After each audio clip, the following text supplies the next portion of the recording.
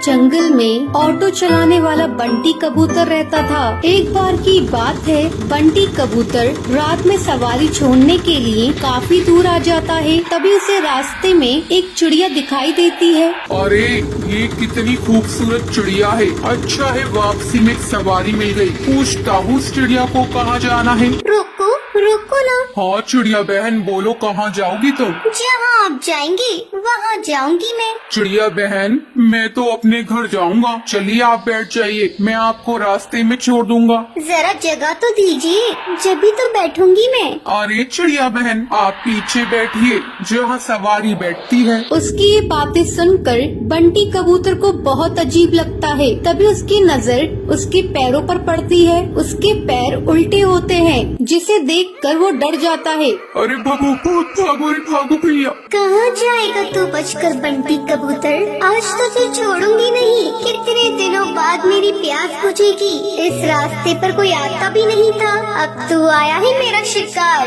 तभी टूनी चिड़िया की आत्मा अपने असली रूप में आ जाती है। वो जोर जोर से हंसने लगती है। कभी वो गायब हो जाती, कभी सामने आ जाती। बंटी कबूतर डर के मारे तेजी से अपना ऑटो भगाता है। वो शीशे में देखता है आत्मा उसका पीछा नहीं कर रही है। वो जंगल के ऑटो स्टैंड पर अपना ऑटो रोकता है। वहीं उसका दोस्त कालू कौवा खड़ा होता है। क्या हुआ बंटी कबूतर, तू इतना घबराया हुआ क्यों है? बंटी कबूतर कालू कौवे को सारी बात बताता है। अरे पागल, इतना सुनहरा मौका हाथ से निकाल दिया तूने। उस चिड़िया की आत्मा का एक पंख तोड़ लेता, वो तेरी गुलाम बन जाती। अरे भाई माफ कर मुझे, मेरी जान बच गई, आज वो ही काफी है मेरे लिए। ये कहकर बंटी कबूतर वहाँ से चला जाता है। कालू कौवा अपने मन में सोचता है, ये तो डरपोक पागल है, इतना सुनहरा मौका गवा दिया। ये पूरे जंगल पे राज करता। चलो कोई नहीं, कल रात में उस जगह जाऊंगा और उस भूतिया चिड़िया का पंख तोड़कर ले आऊंगा। अगले दिन कालू कौवा अपना ऑटो लेकर उसी जंगल के रास्ते पर जाता है। वहाँ पर एक चिड़िया खड़ी होती है। रोको रोको ना, ऑटो रोको, मुझे जाना है। अरे भाई लगता है ये वही चिड़िया की आत्मा है, इसका पंख तोड़ लूंगा। ये कहकर कालू कौवा अपना ऑटो उसके सामने रोकता है और उसके पंख तोड़ने लगता है। अरे बेवकूफ कौवे बदमाश, तेरी हिम्मत कैसे हुई? तूने मेरे पंख तोड़ने की कोशिश की। रुक तुझे भी बताती हूँ। टुनटुनी चिड़िया पास में पड़े डंडे से उसे बहुत मारती है। अरे बहन मुझे माफ कर दो, मुझे लगा तुम एक चिड़िया की आत्मा हो। अरे बदतमीज, तुझे मैं कहाँ से आत्मा नजर आ रही हूँ? चल भाग यहाँ से। टुनटुनी ये कहकर वहाँ से चली जाती है, पर टूनी चिड़िया की आत्मा पेड़ के पीछे खड़े होकर ये सब देख रही होती है। अगले दिन कालू कौवा फिर से अपना ऑटो लेकर वहाँ पर आता है। भाई आज तो पहले उसके पैर देखूंगा तभी उसके पंख तोड़ूंगा, वरना कल की तरह पिटाई हो जाएगी मेरी। अब फिर से वहाँ पर एक चिड़िया खड़ी होती है। रोको रोको ना ऑटो, मुझे जाना है। कालू कौवा उसके पैर देखता है, उसके पैर उल्टे होते हैं। जैसे ही कालू कौवा उसके पंख तोड़ने वाला होता है, तभी टूनी चिड़िया की आत्मा अपने असली रूप में आ जाती है। डरावनी आवाज़ें सुनाई देती है। कालू कौवे आप मेरे पंख तोड़ेगा? ये ले तोड़ के दिखा।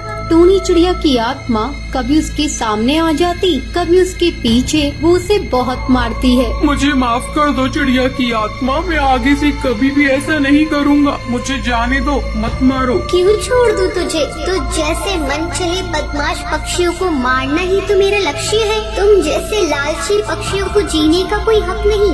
तभी वहाँ पर बबलू कबूतर ऑटो में अपनी सवारी बिठाकर वहाँ से गुजर रहा होता है। अरे चिड़िया की आत्मा छोड़ दो उसे, मैं तुमसे विनती करता हूँ। नहीं, मैं इसे नहीं छोड़ सकती। तुम जानते हो एक बार ऐसे ही मैं इस जंगल से ऑटो में जा रही थी। उस ऑटो वाले ने मेरा सामान लूट कर मुझे जान से मार दिया। जब से जो भी मुझे लालची पक्षी दिखाई देता है मैं उसे जान से मार देती हूँ। तभी सुंदरी कौवी बोलती है, अरे टूनी चिड़िया तुम सही कह रही हो, तुम्हारे साथ गलत हुआ है, लेकिन तुम भी सही नहीं कर रही हो। ना जाने कितने पक्षियों को तुम मार रही हो। वो सब उसे बहुत समझाते हैं। वो कालू कौवे को छोड़ देती है। मुझे माफ कर दो, तुम सब सही कह रही हो। मैंने अपने इंतकाम पूरा करने के लिए ना जाने कितने पक्षियों के परिवार को तोड़ा है, पर अब नहीं। इस दुनिया में तुम जैसे नेक दिल पक्षी भी होते हैं।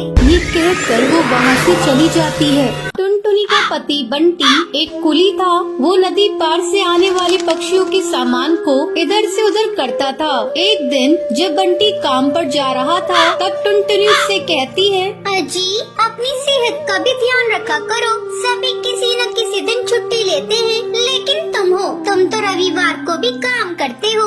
अरे पगली, अगर काम नहीं करूँगा तो घर कैसे चलेगा? तू तो माँ बनने वाली है, बच्चों का खर्चा बढ़ेगा। अगर काम नहीं करूँगा तो अपने बच्चों को अच्छी जिंदगी कैसे दूंगा? आपसे तो बात करना ही बेकार है। ये लीजिए पोटली, इसमें मैंने रोटी और चावल रख दिए हैं, समय से खा लीजिएगा। नहीं टुनटुनी, आज मेरी तबीयत कुछ सही नहीं लग रही है। कुछ भी खाने का मन नहीं कर रहा है। काम से आऊँगा तो खा लूँगा। बंटी बिना खाना लिए काम पर चला जाता है। टुनटुनी को क्या पता था कि बंटी से उसकी ये मुलाकात आखिरी थी। उधर बंटी बेहोश होकर बहती नदी में गिर जाता है और वहीं डूबकर मर जाता है। टुनटुनी भागी भागी अस्पताल जाती है।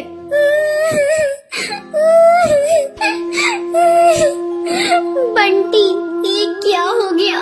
सब कुछ एक पल में खत्म हो गया। अब ये बच्चा किसे अपना पापा कहेगा? मैं तुम्हें कई बार समझा रही थी, अपनी सेहत का ध्यान रखो, लेकिन तुम तो मेरी बात मानते ही नहीं। अब मैं क्या करूं बंटी? समय तेजी से पंख लगाकर उड़ने लगता है। टुनटुनी एक बच्ची को जन्म देती है। एक दिन टुनटुनी के पास डाकिया एक खत लेकर आता है।